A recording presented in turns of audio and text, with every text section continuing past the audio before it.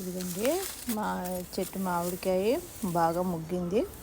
2 రోజులు ఇంట్లో పెట్టేసరికి ఇదిగండి ఇలా ముగ్గిన కాయ కోయడం చాలా హ్యాపీగా ఉంది. ఇది కోస్తున్నానండి.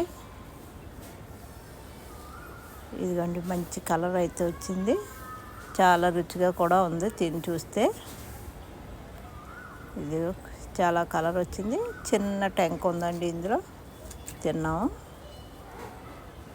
ఇంకోండి కలర్ చాలా బాగుంది.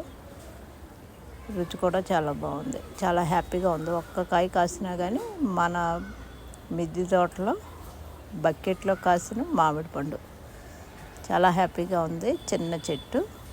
ఈ సంవత్సరం అయితే 4 కాయలు కాసిందండి. ఒక కాయ ముగ్గింది. ఇదేనండి. ఈ కాయ కోస్తుంటేనే చాలా హ్యాపీగా ఉందండి. తింటే కూడా చాలా రుచిగా ఉంది. ఉంటానండి.